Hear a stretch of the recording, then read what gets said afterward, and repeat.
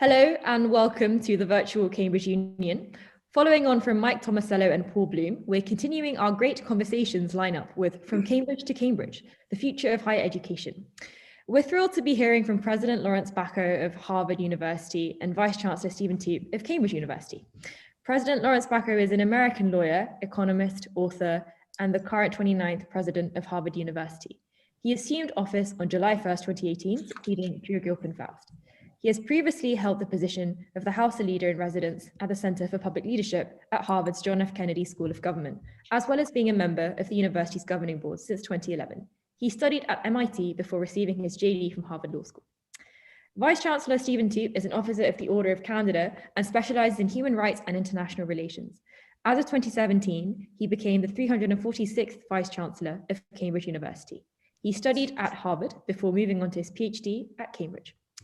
The format of the event will be around 40 minutes of conversation from our two experts and around 15 minutes for audience questions. The form for questions has been put on our Facebook page, so do please visit that. And without further ado, Lawrence and Stephen, the Zoom is yours. Well, thanks very much, Junmin. It's great to be with you. Larry, I thought maybe we should just start by talking a bit about our undergraduate experiences, since a lot of the people online will be themselves pursuing undergraduate degrees. Do you want to start with your MIT experience? Sure. So I was a math science kid growing up, and entered science fairs. I was a ham radio operator, and from the time I was about 7 years old, dreamed of going to MIT. It just seemed like the place to be. And fortunately, I was able to realize my dream. I came to MIT in 1969, expecting, candidly to study mathematics. And it was only after I got into analysis that I realized that number theory, when I say analysis, I'm not psychoanalysis, that I realized that there was a difference between being good at math and being a mathematician.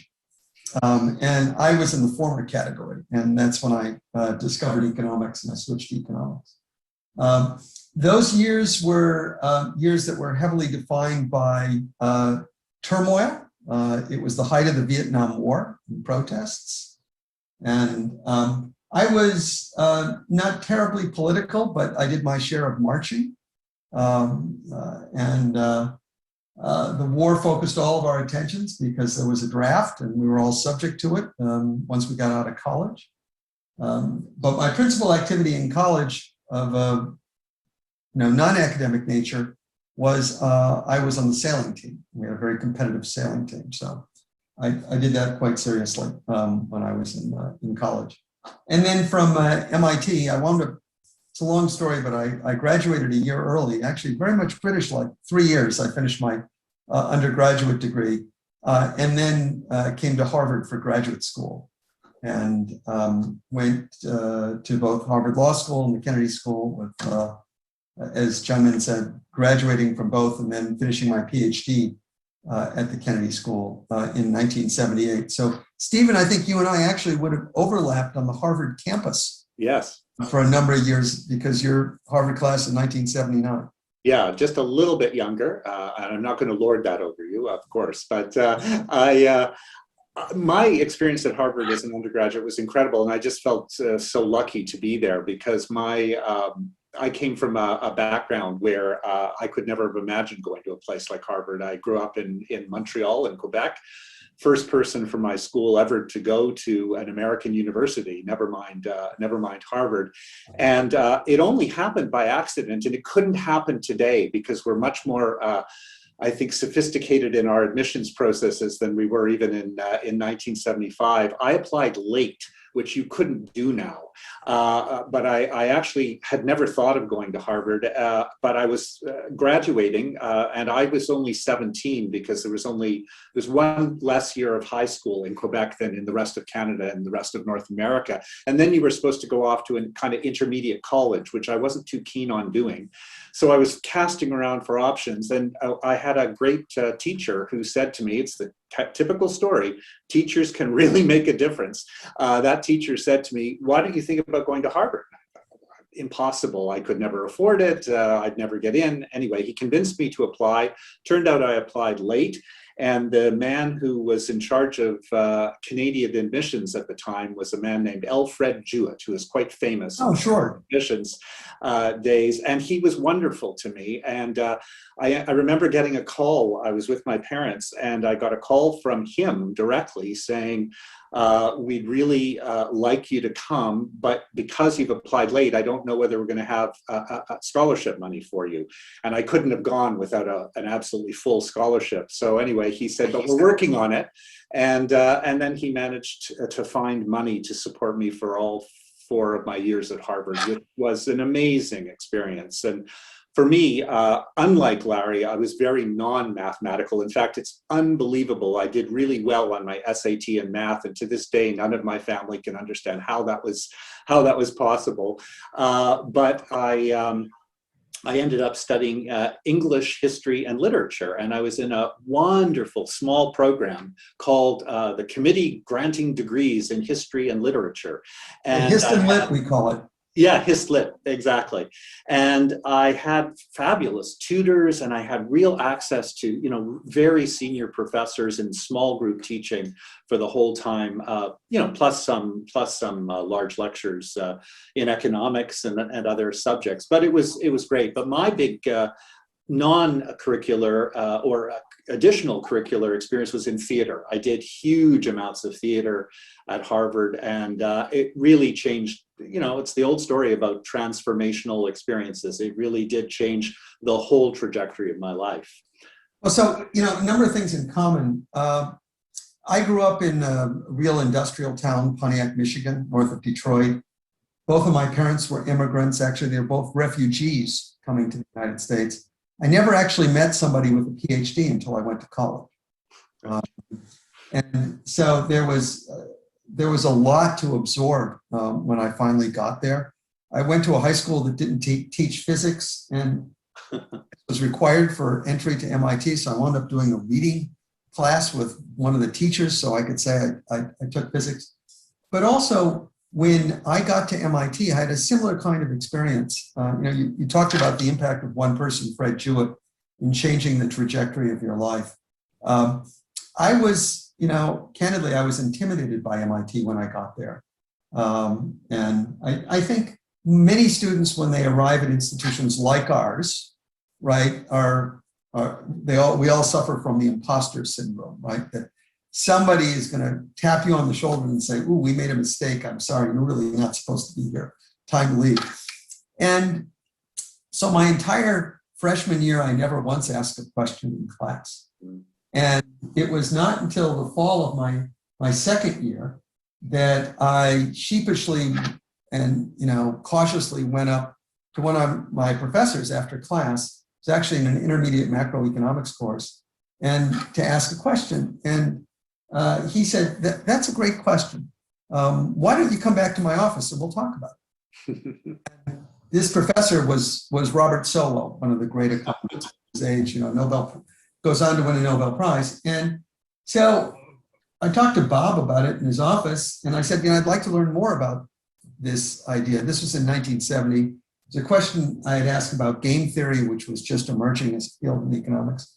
And Bob suggested that we do a reading course. So the following semester. So in many ways, it was a Cambridge-like experience, for me to just have a tutor, if you will. And for an hour a week, I would go in and just talk to Bob. He's 95. I'm still in touch with him. I often say that the best predictor of whether or not a student has a fabulous experience in college, wherever they go, is do they connect with at least one faculty member sufficiently so that they stay in touch with them for the rest of their life. And one of the interesting things about Harvard, about MIT, about Cambridge, is that these are 3 of the world's great research universities. Yet they take undergraduate education extremely seriously. So, as a 19-year-old sophomore, second-year student, as we say in the States, I was getting one-on-one time with a Nobel laureate. And I think that's one of the special things about being able to go to places which do integrate sort of teaching and research in important ways. I couldn't agree more. I mean, for us, obviously, one of the great benefits of the organizational structure of Cambridge is the college system, which allows for much closer, at least in ideal form, allows in much closer interaction amongst students and staff, faculty members, including very senior professors, et cetera. And I must say, I think that's something that we'll want to hold on to. We'll come back to this, no matter what happens in the future of education, et cetera. I think for us, that college structure is absolutely crucial to the success of the university. So I'd like to ask you a question. At what point did you know that you were going to be an academic?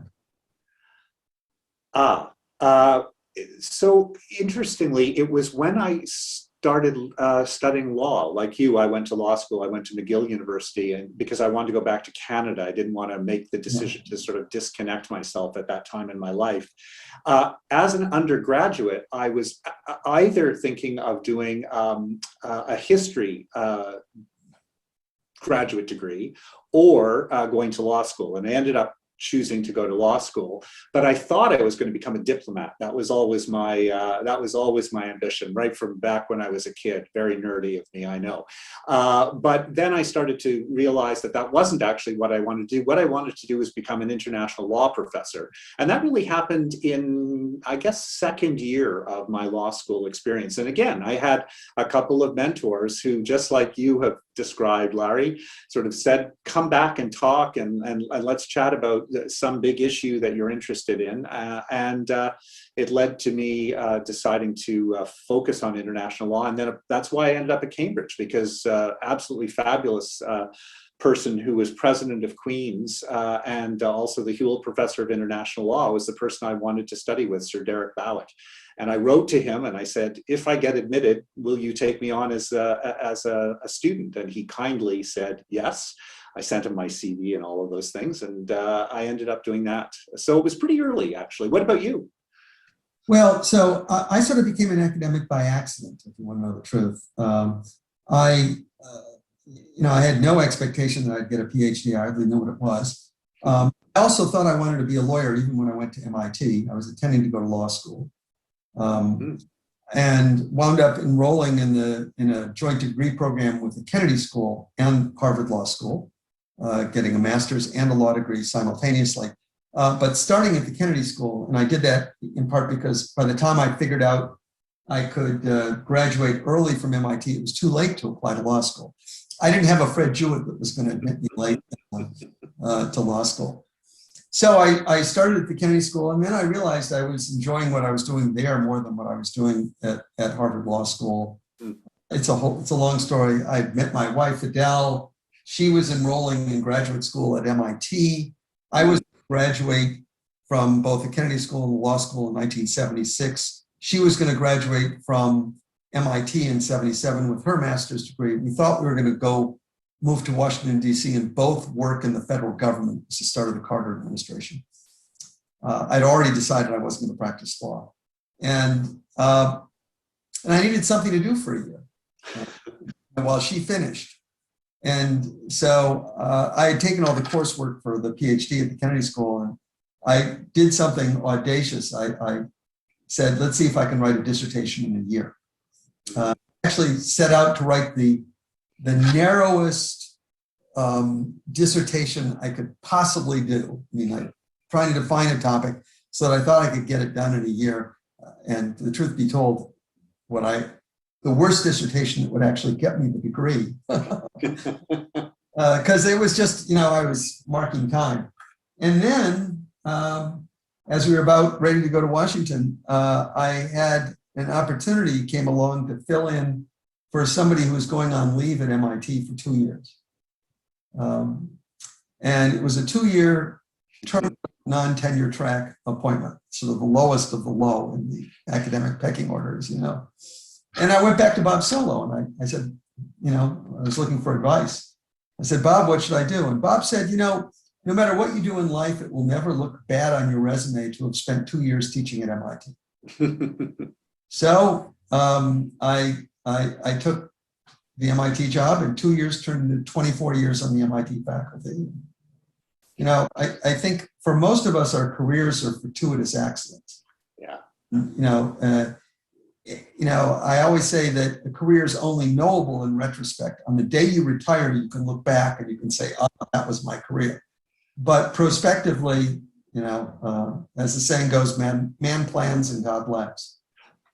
But I think that gets to a real challenge that a lot of students in our era face. I must say, when I look back on my career, there was actually never a moment when I worried about what job I would have. That was partly because of the education I had, et cetera. I was very fortunate. But I always had a great confidence that what I could do was going to be available to me. And it was largely true because of my generation and expanding economies, investments in higher education, all of those things. A lot of students, obviously not so much at our institutions where the track record of people getting employment and getting good opportunities is still very, very high. But I still think there's a lot of pressure, and a lot of people are talking today about mental health issues related to undergraduates and graduate students, for that matter. How are you at Harvard thinking about those issues and trying to provide supports to make sure that students aren't feeling unduly pressured in their educational experience? Well, I think that all of our institutions are struggling with these issues. Yeah. I think that two things have changed. One is, as you observe, the environment has changed a little bit in terms of jobs and competitiveness, the whole college admissions process, at least in the United States. But the other thing that has changed is that we have in our institutions I would argue, a more psychologically fragile group of students. I don't mean that critically, but rather largely because of the success of psychopharmacological drugs. We have students who were always capable of doing the work, but in the past never would have gotten to institutions like ours. And now, through treatment and therapy, can function at a very, very high level. I mean, I'm struck by some of the statistics. I don't know what they are in the UK, but in the United States, at institutions like ours, there's a not insignificant number of students who are on various medications before they get to college. Mm-hmm. They get to college and they don't have mom and dad there to say, Stephen, have you taken your meds today? They find that their therapies are interrupted, and it can be challenging for them.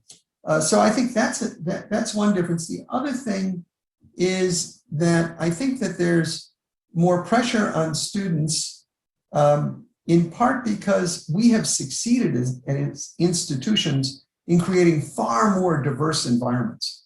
So, first generation students like you who come to a place like Harvard were much rarer actually when you were a student than they are today. But there are pressures on students. Do I belong? Is this the place for me? And seeing people who are like them represented both within the student body and within the larger faculty. So I think that creates pressures and challenges as well, for all of us. Yeah, I think all of that's absolutely right. I do think, though, that as institutions, we also have to use the experience of COVID in a, I hope, productive way to think about whether some of the standard approaches that we've had, for example, to how we do deliver teaching, some of the standard approaches, how we imagine we assess students in particular, are wholly fit for purpose in the world that we now find ourselves in. It's not that they were wrong, but it may be that the dynamics have shifted, as you've described, in certain ways that make, in our case, a really heavy emphasis historically on 3-hour in-person invigilated exams as the sort of standard measure of success, whether that's good enough any longer. And we've certainly seen, and this is in a strange way one of the positives of COVID, I think, we're now using much more diverse assessment vehicles, which we've been encouraging our colleagues to think about, but it's been required. It's just had to happen. And now I was just looking at a survey we've done, and we've got a majority of faculty members who now think that they want to continue to work on changing the assessment processes because they've seen different ways of doing things. And I think that could help a little bit in removing some of the extraordinary pressure that students feel. I actually think that's one of the differences between the UK system and ours. Yes, it is. We don't rely typically, on 1 3-hour exam. Law school is still very much like that in the States. Your whole grade is based after, in some cases, a full year course on 1 3 or 4 hour exam without anything else. But certainly in the college, it's different. I actually wanted to ask you a question again, comparing and contrasting our two different systems. You came to Harvard. You, as you said, you studied, Hist and Lit, as we call it, at Harvard. You ultimately then decided to pursue a career in law. All right.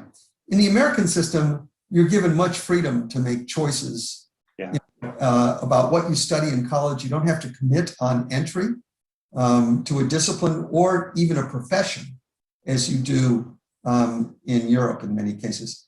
How do you see that putting pressure on students? How do you see opening up the opportunities for exploration, for the nature of the education that a student gets at a place like yours versus ours? Yeah, I mean, they really are very, very different systems. And I think, as is usually the case, it's not an either or circumstance. I think there are real strengths in both systems. I've experienced both, as you say, in a sense, because I certainly did an undergraduate, which was very open. And I had distribution requirements, as they were called then. I was taking biology. I did sociobiology. I did a little bit of chemistry. I did a little bit of economics, but always focused around the core of the history and literature. And then I went to law school, and of course, that's very focused type of education, although less than it used to be, actually. Right. So I never experienced the system here of really, narrowing down your options at, GCSEs, A levels in particular, having to choose 3 or 4 that you were really going to focus on. So the strength of the system here is there's a real depth of knowledge. I mean, students really know a lot about subject areas. So when you have discussions with them, they're really able to engage, I think, in a sophisticated way within their disciplinary structures. The challenge is they may not have the breadth of knowledge that is obviously available to a student coming from a place like Harvard. The inverse could be breadth of knowledge, yes, but maybe sometimes, I'm not going to describe it as superficiality, that'd be unfair, but maybe an assumption that one knows more than one really does about a discipline. So I think there's a balance in all of that that's not easy to achieve. I will say that here there is real interest in allowing for some breathing space in our tripos education. So we're developing more interdisciplinary tripos. Even within traditional tripos, there's much more movement to allow some extra, learning that's from related fields to be actually part of the tripos. And interestingly, we're getting a lot of pressure from students on that score. And there is evidence, by the way, in the UK that at the high school level, as you would describe it, in secondary schools, some students are choosing, good students are choosing to go to North America, in part because they want more of that flexibility. And how do you think it influences where students ultimately wind up? I always make a point, even as president of Harvard, to take on a group of first-year students as their academic advisor. I think it's a good way to stay connected to students. And one thing which I always tell my first-year advisees, and I did this when I was teaching at MIT, I did this when I spent 10 years as president of Tufts University, I did it there, and I continue to do it now, is that I always advise students to try during their 4 years of college, every semester, to try and take one course in a subject that they know absolutely nothing about. Mm-hmm. And partly it's to broaden their education, but also partly I'm struck by, I would say, 1 out of 3 students that I push to do that will discover something which they never imagined, which turns out to be their life passion. Mm-hmm. Mm-hmm. And so there's virtue, at least, I think, in giving students the opportunity to explore before making a commitment. How does that work in the UK when? So it's harder here. I think it would be fair to say. However, there are many examples of students changing tripos. In fact, our chancellor of the university did that when he was here. He completely switched because of a conversation that he had over dinner at his college. And he started getting excited by what this other student was talking about. He decided he'd like to explore that, and luckily he had directors of studies who were open-spirited and figured out a way to let him do that. And that's not a completely unusual experience. I've certainly met students who've changed what they chose to do. But because the whole system is structured from an earlier point to channel you much more, it is admittedly more difficult here to undertake the kind of just completely open exploration that you can undertake at a place like Harvard. Not impossible, and of course there's also a lot of the exploration that takes place through the conversations at the colleges and through extracurricular or paracurricular activities. I think that's the other thing that people really are really strongly connected to. One of the things which I think has been interesting about the last 15 months about the pandemic is, while I think all of our institutions have learned what we can do through technology and how we can, extend the reach of the institution, how it's easy to bring resources into the classroom, for example, at zero marginal cost, just like we're doing right now. I did not have to, fly to the UK to participate in this forum, and it actually works reasonably well. Notwithstanding that, we've also learned what we've lost in this process. That education at institutions like ours, as I like to say, is a full contact sport. Really magical things happen when we are able to confine students and faculty under temperature and pressure in an intense residential learning environment.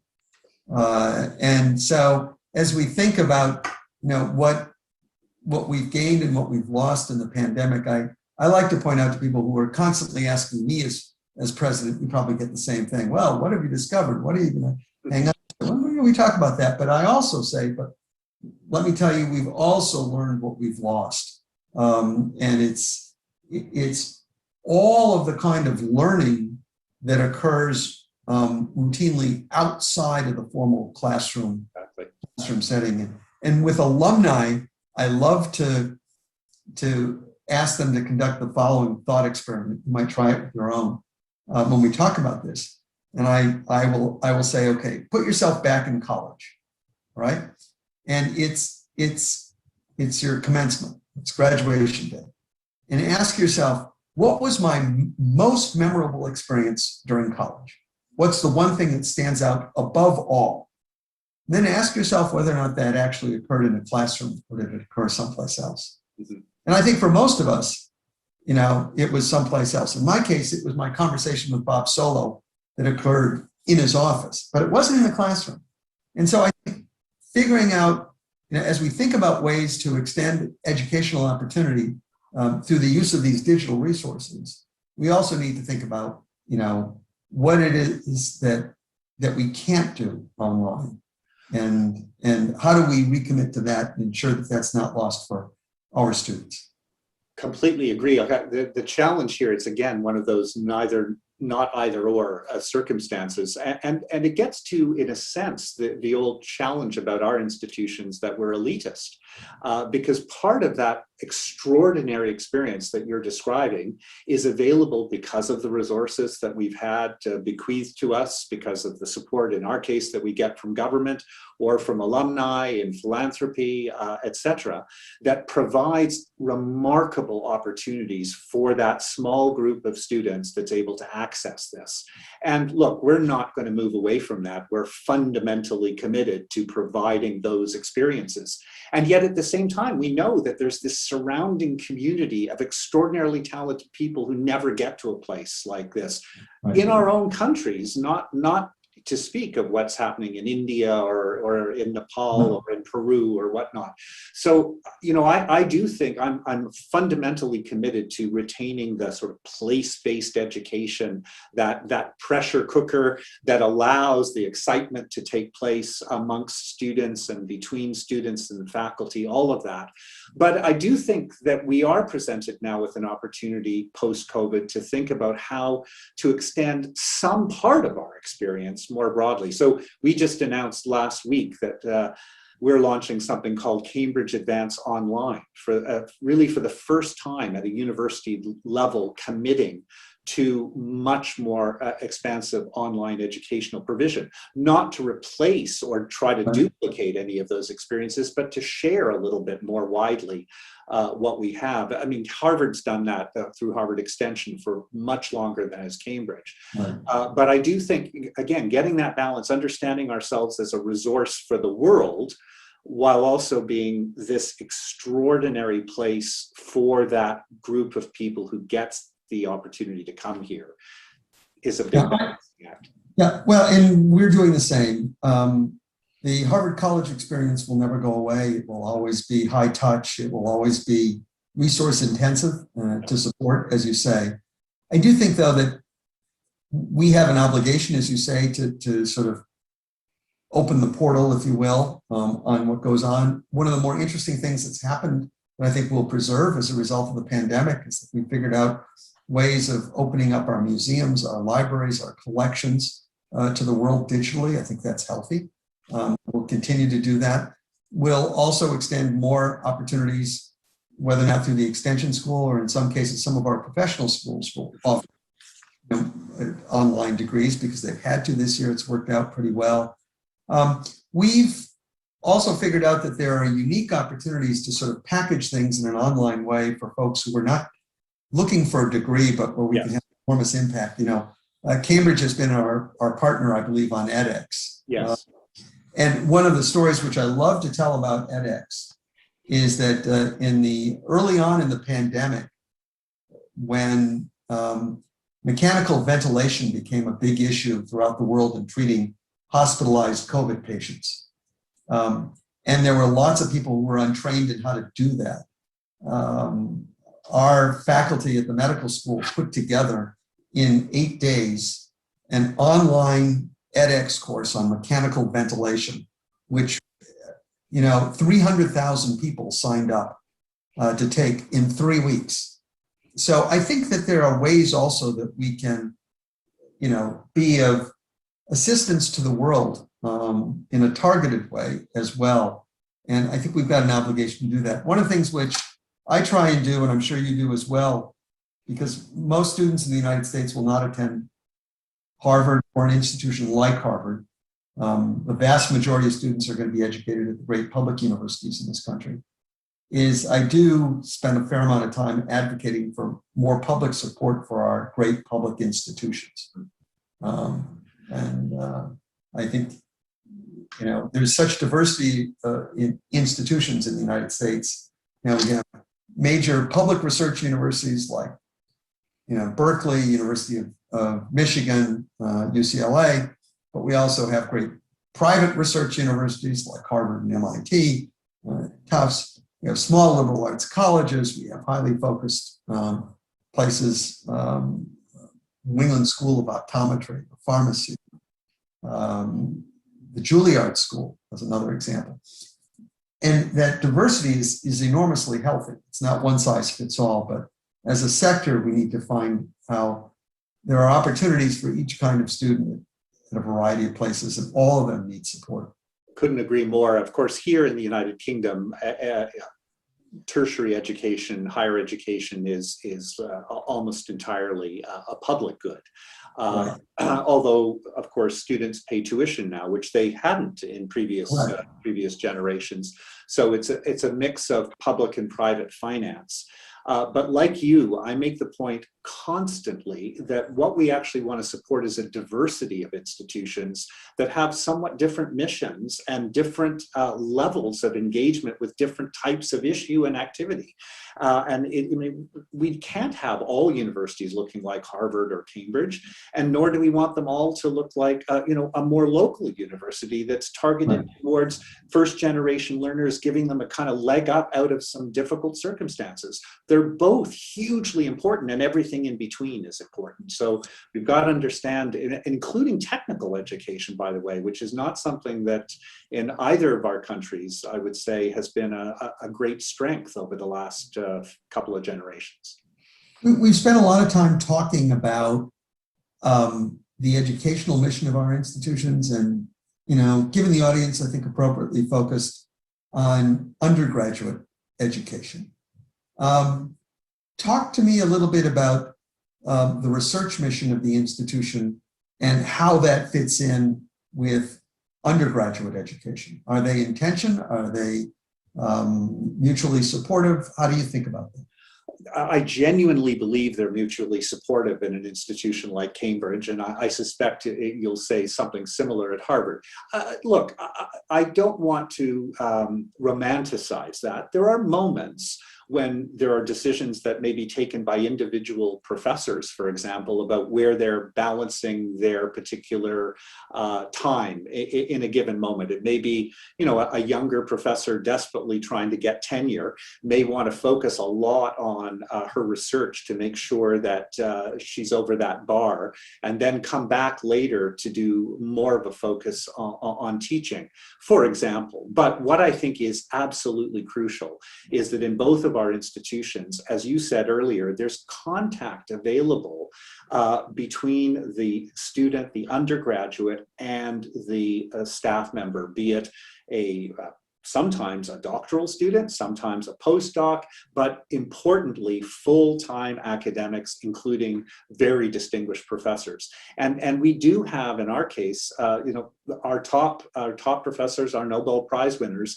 teaching in the undergraduate program. And that is, to me, absolutely fundamental. What I think it does is, in a way, what you described in your experience with Bob Solow is, it ignites something when you see the research passion of a professor and find that it can connect to where you are in your educational journey. I mean, I had that experience, and frankly, it's thrilling when it happens, and we want to provide that as much as possible. Yeah, I think all of our institutions have worked hard to create more opportunities also to engage our undergraduates in the research function. Research, yeah. Directly. So I think we probably reached the point where we should be letting our students in on this conversation, or your students, I should say, aren't part of it. So yeah, absolutely. John Min, we'll turn over to you. I gather you've got some questions. Yeah, of course. Yes. So I have one, well, just on the back of everything we've been mentioning about COVID, I have a question on COVID actually from Tara, who is asking what good, if any, long-term changes will occur as a result of COVID to higher education. Larry, you want to start? Well, we've learned a number of things. First of all, as I said before, much easier to bring experts and educational resources into the classroom. So that will continue. At least at Harvard, we've learned that students are much more willing to attend office hours and participate in office hours via Zoom than they are, trekking across campus in the cold to meet with a faculty member. So that will no doubt continue.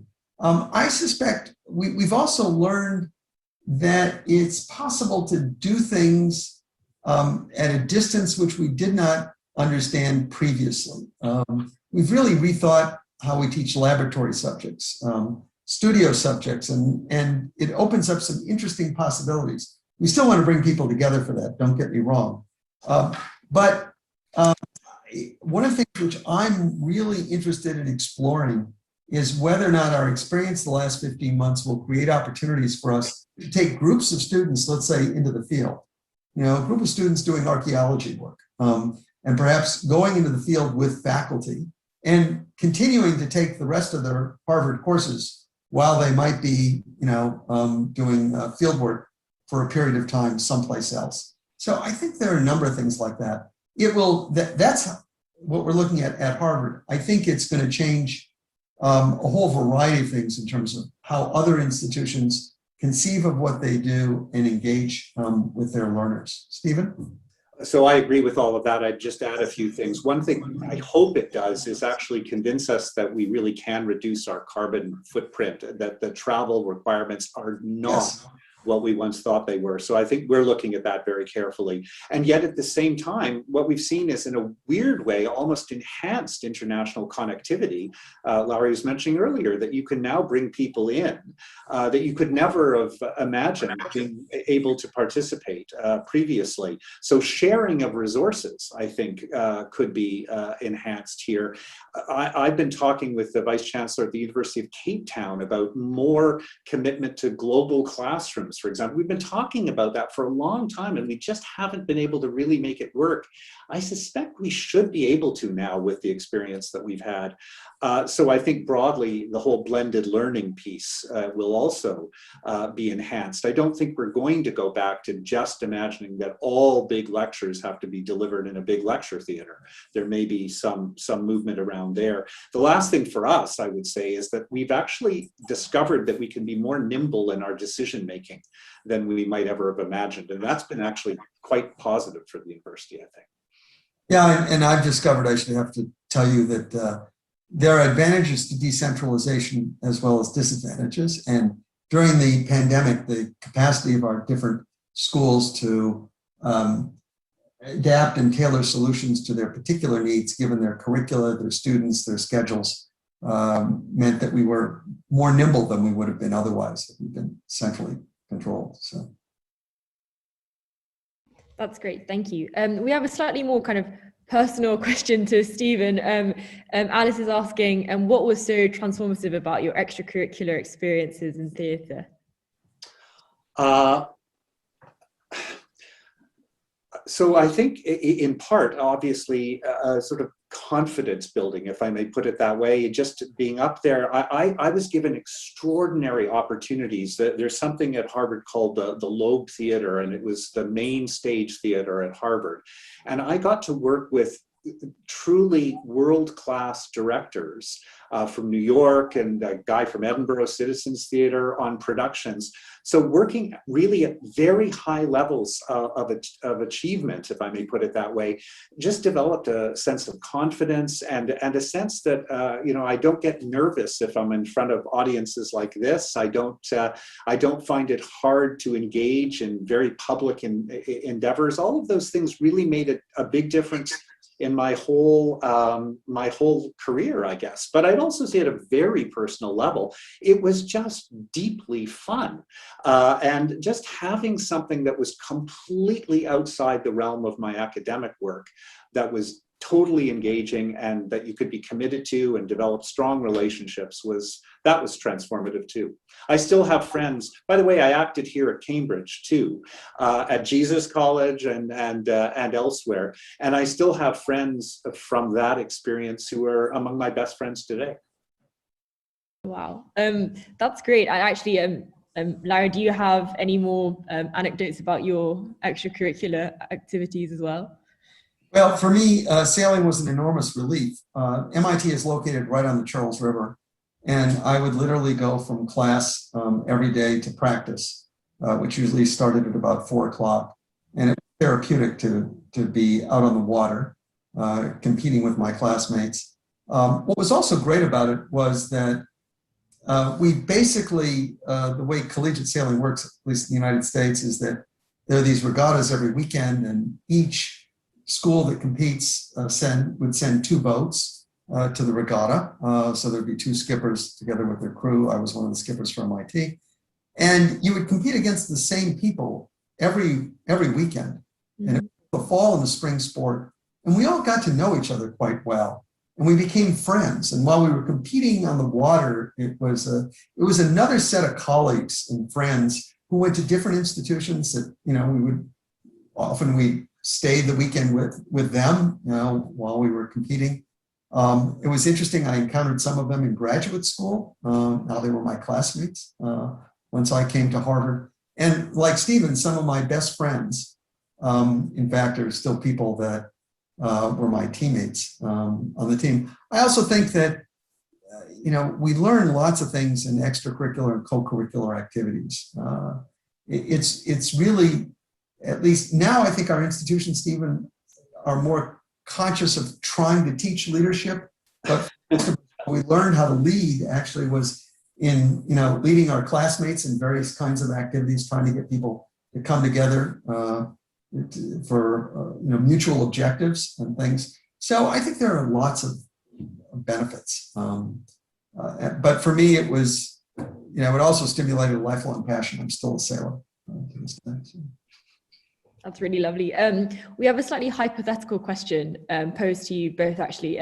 If you could be ahead of a different university, which ones would you go for? Larry? Well, we've both done it, right? I think 2 is enough for me. I never expected, as I said, I spent 10 years as the president of Tufts. When I stepped down from Tufts, I thought I was all done. I had no intention of doing another one of these presidencies. Life sometimes happens. And it's a long story how I wound up becoming president of Harvard. But it certainly wasn't planned. And I think my next gig is going to be quieter with fewer meals. I sometimes joke that my real title, although it hasn't been this way this year, but pre-COVID, my real title was not university president. It was university stomach. Harvard. Larry and I are very similar in this. I was privileged to lead the University of British Columbia in Vancouver for 8 years. And when I stepped down, I made the terribly mistaken statement that I would never want to be a university president anywhere else. I said that was done. I'd finished that. And then I ended up being approached about Cambridge. And the people who approached me had talked with me about some other institutions. And I had been very easily able to say, no, thank you, very grateful for your interest, but that's not what I want. But Cambridge, because I was a graduate, because it's such a fabulous place, it was hard to say no. And so I ended up here. So like Larry, I can't imagine going anywhere else. So I don't think I could answer the question. I think I will have done it here at the end, and it will have been great and wouldn't want to be anywhere else. Well, that's actually that's really nice that both of you want to stay where you are. We have another question that's slightly more kind of topical, I guess, to the UK in relation to the free speech and campus laws. Broad question of how universities navigating questions of free speech on campus. Well, as I'm sure all of you know, it turns out to be a really big societal issue. There are, the so-called culture wars that are being pursued by various groups. I must say that I think we should all resist getting defined into tribes around these issues. I know that the Cambridge Union's fundamental commitment is to free speech, as has mine been throughout my academic career, partly because I'm a human rights lawyer. I can't tell you how much I believe in free speech. I also believe, of course, in treating people with tolerance and being open-spirited around other people's perceptions on these issues. The US has a grand tradition of almost untrammeled commitment to free speech.